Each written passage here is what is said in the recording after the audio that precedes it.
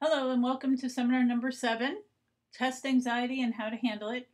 My name is Carla Fisher and I will be presenting this seminar to you today. You can go ahead and email us at success@fullsail.com. All right, let's go ahead and get started. I want to go ahead and start with physical symptoms of what test anxiety can look like and show up when you're having anxiety about a test. However, let me also let you know some of the things that I'll be discussing in regard to anxiety are symptoms that you might experience with anxiety and other issues of life. But since we are dealing specifically right now with test anxiety, I will be covering it and then covering ways to help you reduce some of your test anxiety or learning anxiety, even if it's online, okay? Because I know that, yes, online is a very different format, but still people can experience some form of test anxiety with online studies. I have talked to a number of students actually online who have let me know that they've had difficulty in that way. So, first of all, let's go ahead and talk about some of the physical symptoms. Something as simple as a headache, nausea, excessive sweating, shortness of breath, rapid heartbeat. You feel lightheaded or feeling faint. Okay? You might be having some of this physiological stuff going on. You might not even be having it linked to, oh my God, I'm feeling anxious about this type of material or what I'm learning or the fact that I have to take a test. You might say, well, Carla, we have plenty of time to take a test. Yeah, I know. You can have a whole week and you can be looking at the material. But I know firsthand with having my husband who's doing online right now that he does experience sometimes having some of these symptoms. Most of the time, it will be feeling headache-like or having shortness of breath. No, he's not having a heart attack. We've already checked all that out. But it's because of the fact that he's experiencing some form of test anxiety. So believe me, I do work with him on helping him get more comfortable and relax with this. And it seems to have helped. He's actually doing much better in his online courses. Some of the emotional symptoms of test anxiety: anger, one, helplessness, fear, and disappointment.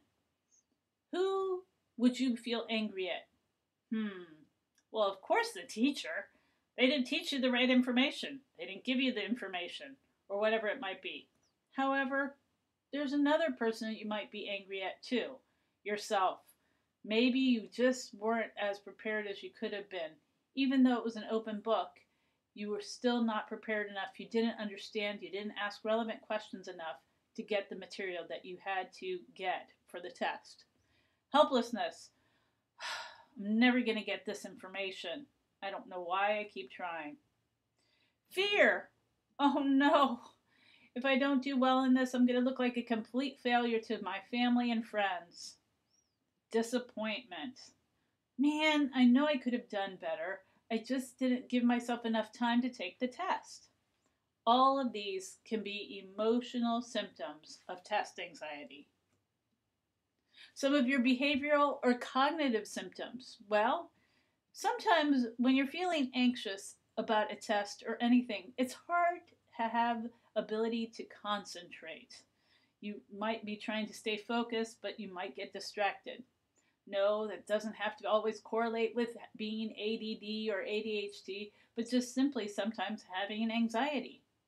Thinking negatively, the things that I spoke about earlier with emotional, when you start feeling things like helplessness, you might start thinking negatively. I'm a failure, I'm never going to succeed, and things in that nature. Comparing yourself to others, as you can see in my picture here, comparing apples to oranges. Same thing, they both are fruit, but very different fruit. Okay? So when you compare yourself to maybe, even though you're online, but in the community that you might be in of the online education, you're communicating with people, you think you're not getting it, they might be getting it. Stop the comparing. It's not going to help you. In fact, it will create more anxiety. But just know that, you know what? You're learning for yourself. You're in this for your ability to understand, maybe already information that you've been working with, or starting a new career, or just because you want to go ahead and get a handle on something that, you know what, you have always wanted to do. You got out of high school, you want to start this, and you're going to do it. Not comparing it to anybody else, but it's your experience. All right, I know there's a lot of wording, but I want you to go ahead and look at this. And the reason I do this is so that you can even see for yourself whether or not you might have your own form of test anxiety. So check the ones here that might apply, and I'll give you a few minutes to go ahead and do this. Okay?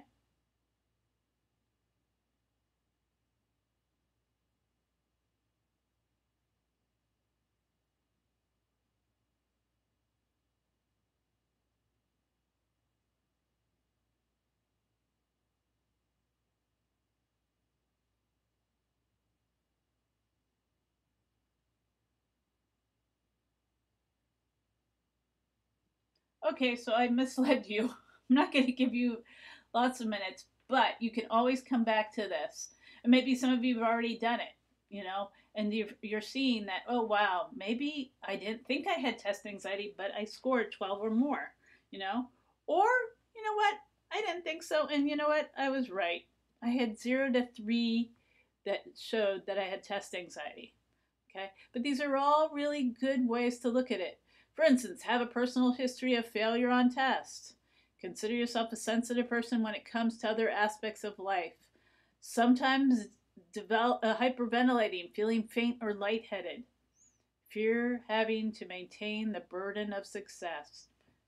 You know, just a number of them, but sometimes it's helpful to get a basis for where you might be at. Some components of test anxiety. The first one is the emotionality aspect. And though I've talked about the emotions like helplessness and things like fear, it's a physical and emotional symptoms that occur. And when it occurs, what I'm going to show you right here is the vicious cycle that can happen. Okay? Worry is that portion that is your behavior and cognitive. Worry is the thought process. So you might go ahead and look at this, and then the first thing is you get triggered. Something triggers you to start feeling anxious, okay? Then you go to a place of fear. Oh no. Then you feel stressed about it. Oh no, I can't do this. I'm going to start getting scared. I'm going to feel stressed. I'm going to start like not being able to concentrate. Then you start thinking negatively. Why am I doing this? I can't get this. And then it becomes more anxiety, and it becomes this continuous cycle, okay? Let me go ahead and let you know right now, this doesn't mean that because it's there, you have to continue it. There is ways to change it. There is a great dynamic, and it's all involved in you of how you can go ahead and have that be a different experience. Okay? As you can see here, the way that you can change it, obviously I've mentioned already you, is by changing it by the way you think, your cognitive aspect, by what you do, your behavior, and your affect, the way you might be feeling. Okay, all these three play a very key or play components in that ability. Okay, when you are having the negative thoughts, you can change it by starting to say to yourself positive thoughts, things that are good. I am succeeding in my class. I am understanding all the material involved in digital literacy. I am understanding all the material that I have to learn in my physics class. My art history comes very easy to me, whatever class it might be, but having to have that continuous positive dialogue. When you do that, it might not seem like it's really very palpable or attainable, but let me tell you, when you start doing that, you also then can start changing your behaviors. Maybe when you start saying that to yourself, you make a plan of action as to what you're going to do in order to get the things accomplished. So you start changing your actions in the way that you're doing things. You start seeing more results that are much more positive. With that, then you start feeling better. You're feeling happy. You're feeling successful. You're feeling content. These are all three ways to go ahead and take you out of that vicious cycle of worry and feeling as if you're not getting anywhere. Discover your own best. Here are some important questions to ask yourself. What are your strengths and weaknesses in preparing for test? You alone can figure that out. What relationship do you see between your body's reaction and the way you prepare for test? So let me give you an example. When is the best time for you to take a test? And again, being online, you know when that best suits you. 3, what is your preferred learning style? I mentioned this in another seminar, but again, sometimes that's really important in getting an understanding of how, especially online, when you really have a lot hinging on how you learn best to be able to do it. 4, are you self-motivated or other motivated? So checking out how you can therefore use that source of motivation to affect the way you're going to study. Okay? So you might feel like, yeah, I want to do this for me, or I might want to do this for my family, or whatever. Those are the motivating factors that might get you to be interested and focused on what you need to do when taking your test. What changes can you make in the way you prepare for tests that will help you take advantage of your learning style preferences? Okay, so, what can you do? If you're more of a kinesthetic, as you're taking a test, maybe you could go ahead and act it out, but also, therefore, it's something that you make it so that as you're doing that, you will find that maybe you'll do better on a test because you're using your learning style to create an environment of which it will be something that you will be able to remember and therefore place that material that you have learned into the testing setting. The other piece that I feel is really important to talk about, and that is learning disabilities and test anxiety. Our department, Student Success Services, one of the things we work with is students with disabilities. And in so working with students like that, one thing that we have seen over and over is there are students who come in not even aware sometimes that they're having or they have a learning disability, and they might continue to not do well on exams. And yes, this is sometimes in the world of online students. Never been diagnosed, or maybe somebody mentioned it but nothing was ever done. Okay, but there's one that's, for instance, called dyslexia. You can't see the letters, or the way you see them is different, or however it might show up for you. You might want to get that checked, because with that alone, that might change your understanding of how you need to learn and study. You might then go ahead and start using the reader on your computer. You might go ahead and get drag and dictate, something like that, so it helps you be able to be better prepared and able to do well on your test or in your learning experience. But sometimes you might then realize that, oh, wait, it wasn't that I was having test anxiety, it was because of my learning disability. And sometimes that's really, not sometimes, but that is a really important piece in getting better at being able to be a student who's going to be able to learn the information that you're being given, especially online. So it's something to consider, and I'm sure wherever you live, you could find ways to see about getting some type of help to get diagnosed if you are questioning your disability. Or even if you do know your disability, then being aware of that and having strategies and tools to help you so it doesn't become a test anxiety issue, but rather a way that you can go ahead and learn something. Remember, learning disability does not mean that you are not smart. It just means that something's going on that might cause it to be a little more challenging to learn the material. The how-tos of getting ready for a test. Some good study habits. Again, I have it up here like this so that you can review it if need be later on. Review the lesson plan prior to class. Why, Carla? Why do I need to do that? Because at least you'll have a good basis of where to start so that when you're paying attention, you'll be able to start having it there and ready. Take quick notes, even if you're online, taking quick notes, whether it be abbreviations or whatever. Make sure to go back though. If you can't read it later, it won't be of help. Read material before the class. Take notes that are not in the book. So you've got your ebook, but take notes of things that the instructor is telling you to do, highlighting it. If your instructor has repeated it more than twice, it will most likely be on the test. So pay attention for things like that. Study for at least 4 hours.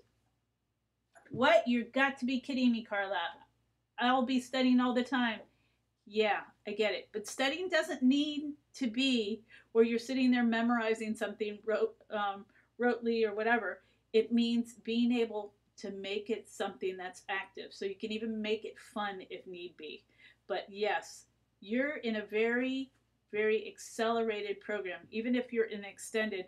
But think about it. In 1 month, you cover what most universities would cover in a 12 to 14 week period. In 4 weeks, you do it.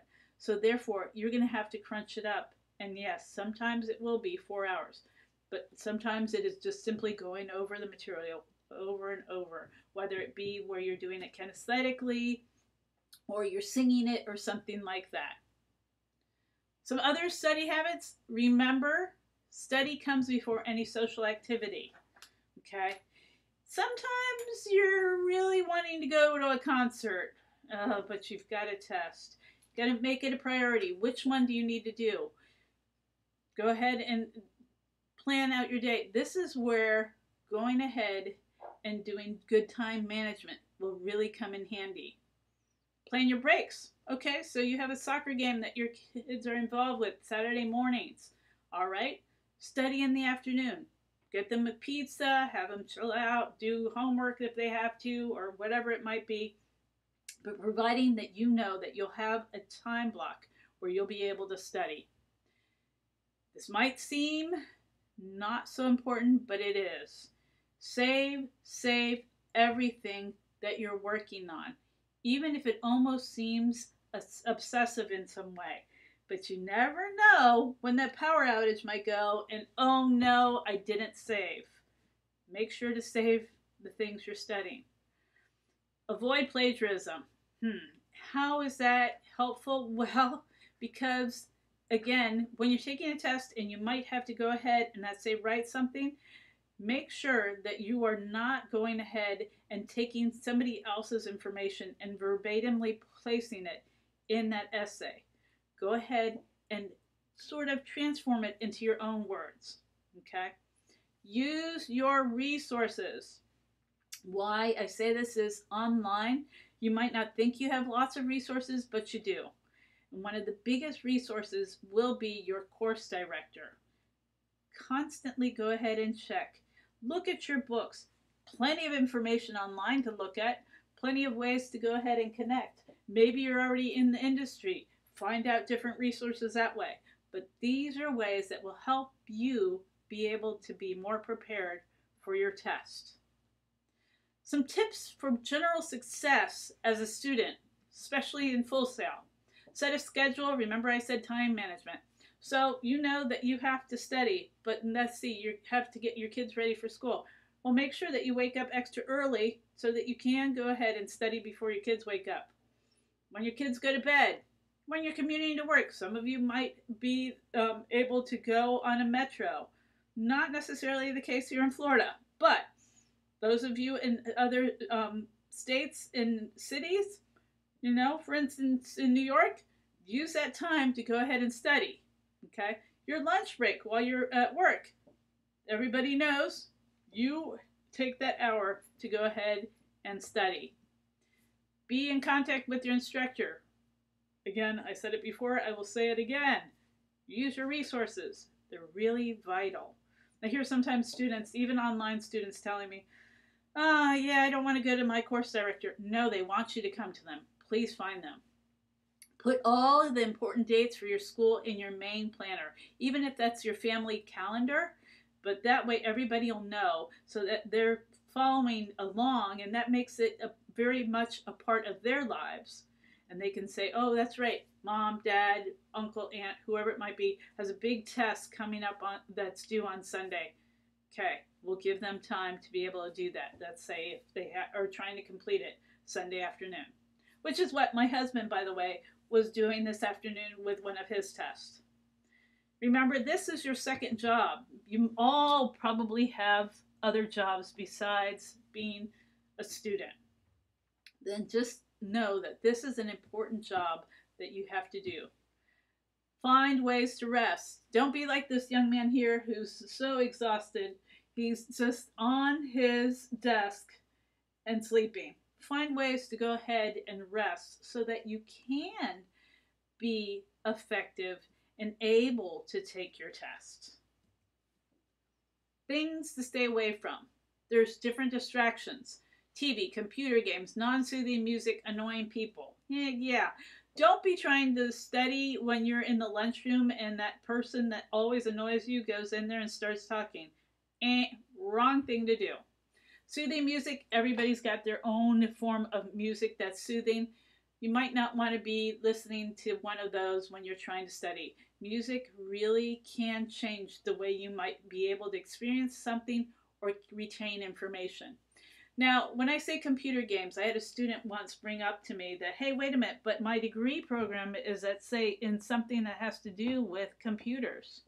Okay, I'm not saying to stay away from things like that if it's part of your degree program, but if you know that you have a way to stay distracted from what you need to do, and one of those things is playing on your Xbox, then go ahead and use a format to know, okay, I will reward myself to play when I have completed this task. Okay? Do not study if you're tired. I know, I said, like, really, Carla? We're at Full Sail, and we're doing everything else we have to in our lives. Find ways to go ahead. Maybe in that once a week while you're at work, instead of studying during your lunch hour, nap. Take power naps if need be. But that way you're also creating the ability to go ahead and sleep. I was listening to a TED Talk a few days ago. Yes, I enjoy TED Talks. And there was a man who was talking about the importance of sleep and how in this society we have not made it of importance. But it is very important. You might want to check it out. I cannot remember the gentleman's name, but he talks about very clearly how that can affect our cognitive ability. Do not cram. Now, let me explain to you what that means. It doesn't mean that when you're about to take the final, that you might be like waiting till a few hours before to take it, like you've waited maybe instead of doing it all week long, but the very last minute. It means that you haven't really paid attention throughout the time that you've been in class. You've not done necessarily well on the quizzes or the midterm, and you get to the final and you're completely lost. When you are active in the class, and you are participating and you're doing what you need to, but you do wait, let's say, 2 hours before it's supposed to be turned in, which hopefully you're not doing. But if you do, hopefully at that point you will have learned enough information that it will still be able to have been something that you've retained and therefore can place in the information that you've been given to take the test. Okay? Don't abuse substances. Now, I'm not here to tell you what to do in your lives. You're all adults. However, you know what substances will cause you to be more jittery or uncomfortable or unable to focus. So being aware of those aspects in your life as well. Procrastination. Let me give you a simple yet concise definition.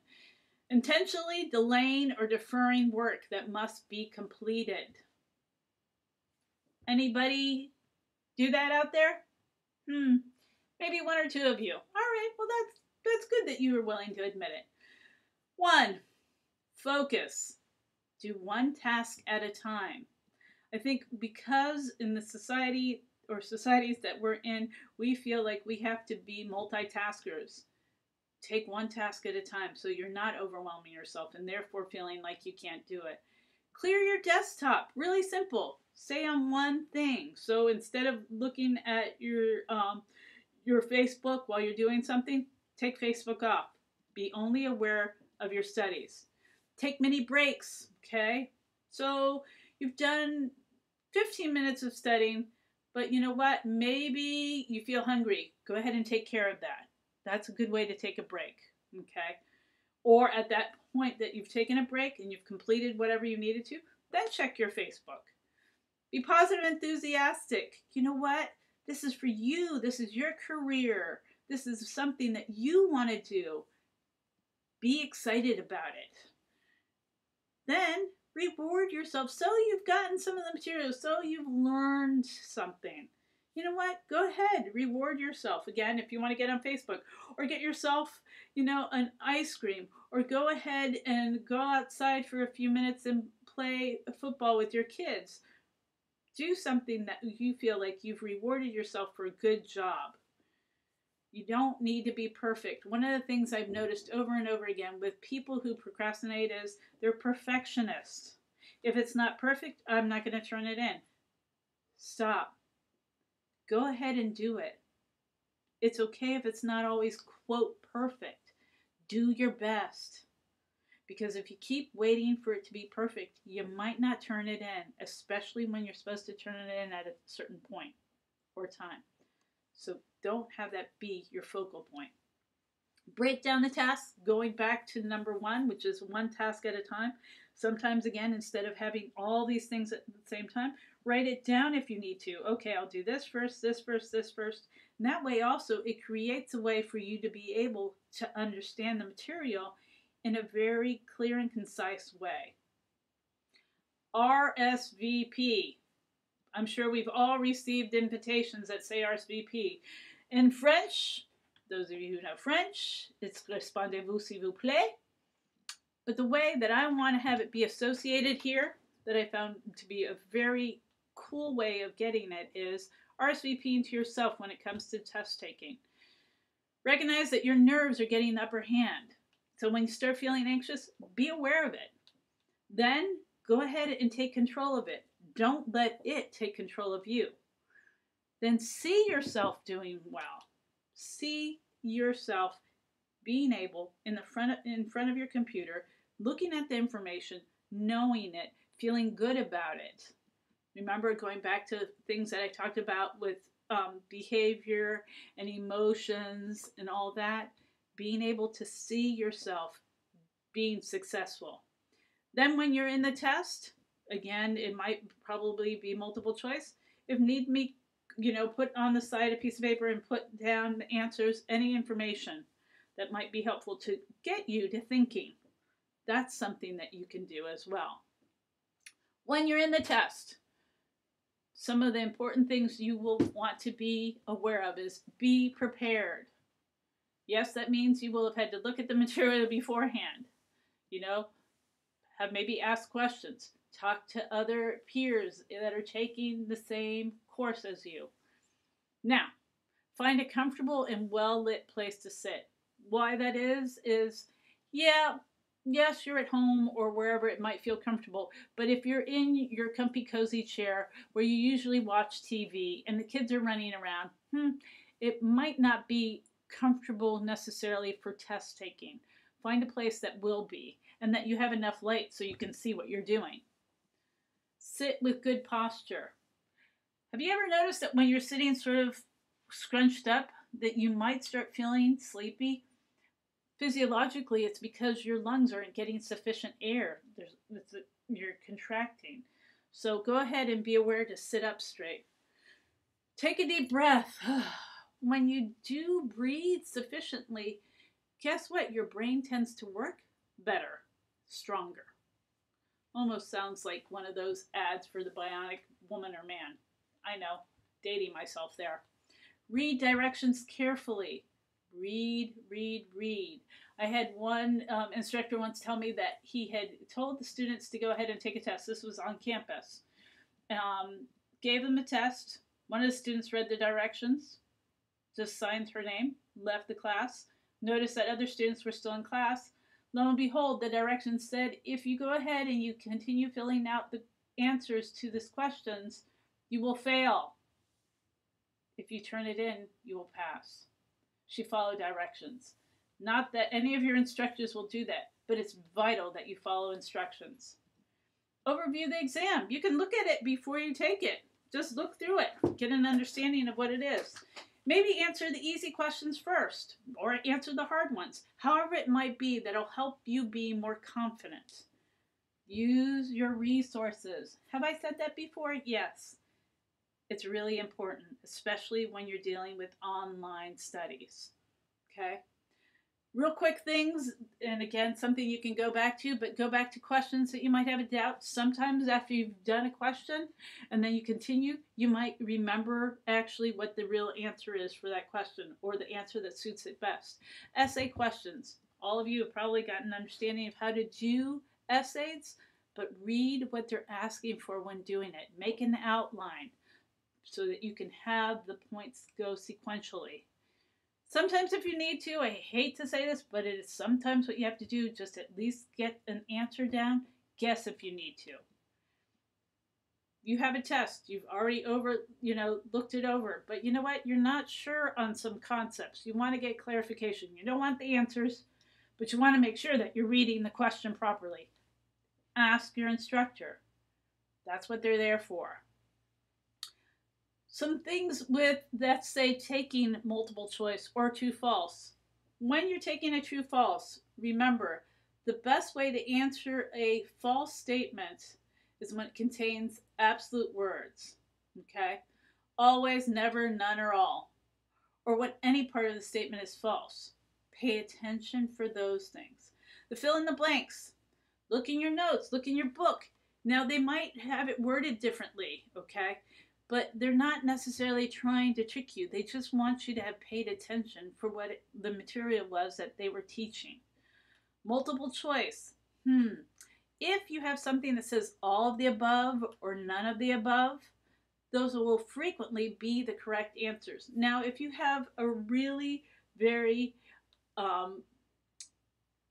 an instructor who has done this for many years and has a very good understanding of how to give multiple choice, it might be a little trickier in that sense, but usually if they put all of the above or none of the above in the answers, A, B, C, D, those will usually be the correct answer.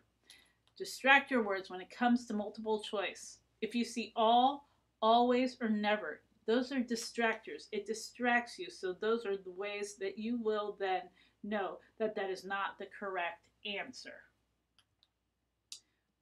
When taking a test, as I was saying about different things to help you throughout it, one thing I want to remind you is it is a learned response and you can unlearn it. So let's say you've procrastinated. Oh, I've always been a procrastinator. You can retrain yourself not to be. You can help yourself learn to be a better test taker. You can help yourself learn to go ahead and be more positive.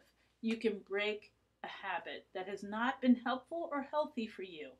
Remember, you can create a habit, you can break one too. Thank you so much for joining me in this seminar.